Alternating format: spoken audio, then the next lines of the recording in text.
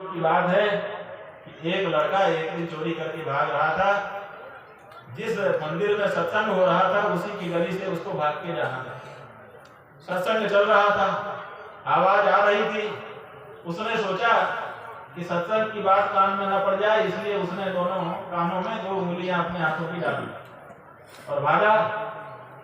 अब संयोग की बात है कि चला जा रहा है, इतने में पैर में एक कांटा चुभ गया। अब कांटा चुभा और दौड़ के जाना है, जल्दी से मुश्किल था। उसने सोचा कि कांटा निकाल दें, तो कांटा निकालने के लिए एक कान की उंगली बाहर निकालनी पड़ी और कांटा निकालने लगा। इतने में उसको सुनाई दिया कि भक्तों, ये जान लो कि देवताओं की परछाई नहीं होती, परछाई मनुष्यों की होती। इतने में कांटा निकल गया। फिर उसने कान में उंगली डाल दी और आगे चला गया। बात खत्म हो गई।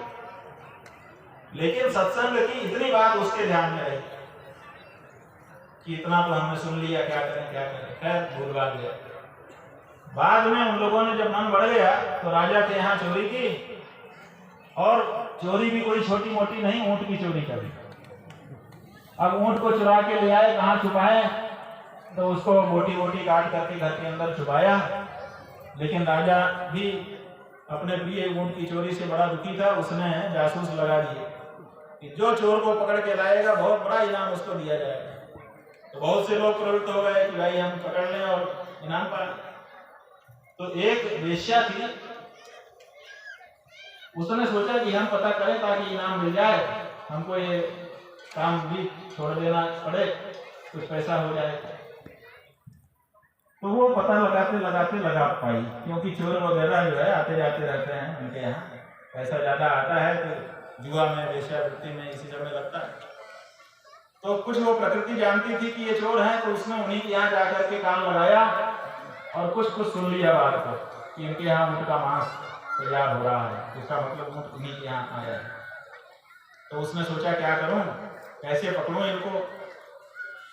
तो उसने काली माता का वेश बनाया और रात को जाकर के दरवाजा खटखटा दिया। चोर के परिवार के किसी व्यक्ति ने उठ करके दरवाजा खोला तो देखता है सामने साक्षात काली माई खड़ी। थर थर कांपने लगा। काली माई कैसे प्रकट हो गई, क्या गलती हम लोगों से हो गई? तुम लोगों ने चोरी की ऊँट की, मुझे सब पता है, और मेरा भाग नहीं दिया। अब मैं तुम्हारे पूरे परिवार को खा जाऊंगा।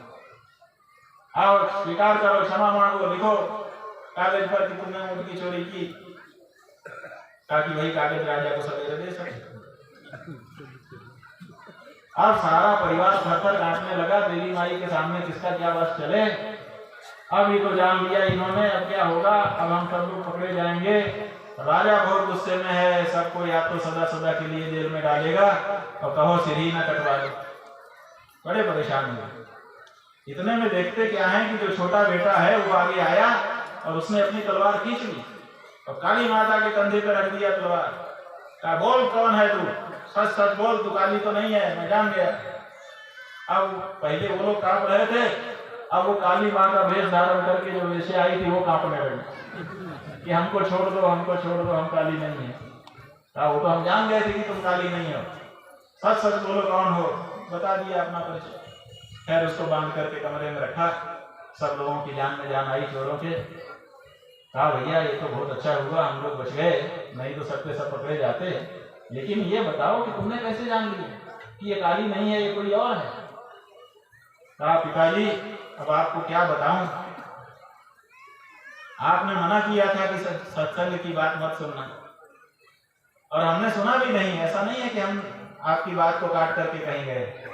असल में हम चोरी करके अमुक अमुक दिन भाग रहे थे, कानों में उंगलियां डाल ली थी, सुनाई नहीं दे रहा था, लेकिन कांटा लगने पर एक कान खोल करके हमको कांटा निकालने के लिए थोड़ी देर के लिए रुकना पड़ा।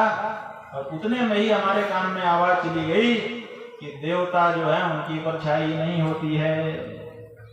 और जब ये काली बन के जो आई है, ये आई तो हमने देखा कि इसकी परछाई पड़ रही थी चंद्रमा की रोशनी में, पूर्णिमा की रात है।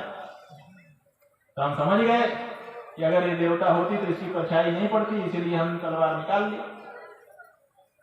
तो जो चोर पिता था उसने कहा कि बेटा, अगर थोड़ी देर की सज्जन संगति से सत्संग के एक वाक्य से अगर हमारा पूरा परिवार बच सकता है तो आज के बाद मैं अपना वचन वापस लेता हूं और ये कहता हूं कि अपने लोगों को सत्संग में नियमित रूप से जाना चाहिए।